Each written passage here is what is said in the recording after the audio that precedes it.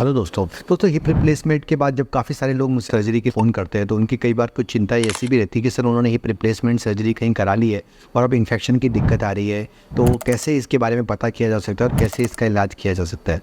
दोस्तों hip replacement या knee replacement के बाद इन्फेक्शन एक कॉमन प्रॉब्लम तो नहीं है, बहुत ही रेयरली होती है।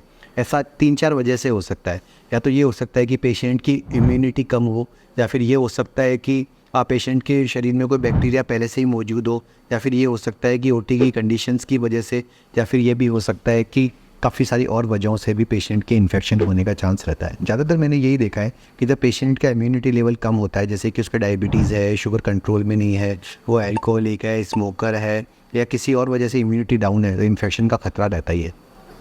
अगर ऑपरेशन के बाद आपको इन्फेक्शन की दिक्कत आ रही है तो सबसे पहले सबसे ज़रूरी जो टेस्ट है वो ESR और CRP कराए जाते हैं।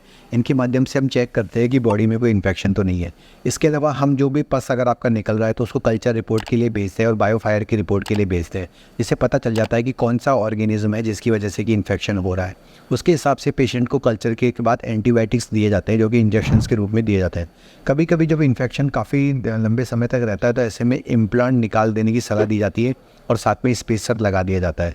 तो हो सकता है कि अगर इम्प्लांट निकाल दिया जाए तो इम्प्लांट के ऊपर अगर बैक्टीरिया चिपका हुआ है तो वो हट जाता है। तो बायोफिल्म फॉर्मेशन की वजह से अगर इन्फेक्शन है तो इम्प्लांट को निकालने की ज़रूरत पड़ती है। इम्प्लांट निकालने के बाद जो इम्प्लांट लगाया जाता है टेम्पररी, उसे स्पेसर इम्प्लांट कहा जाता है। उस स्पेसर इम्प्लांट में एक एंटीबायोटिक को मिक्स कर दिया जाता है जिससे कि बैक्टीरिया को पूरी तरह मारा जा सके।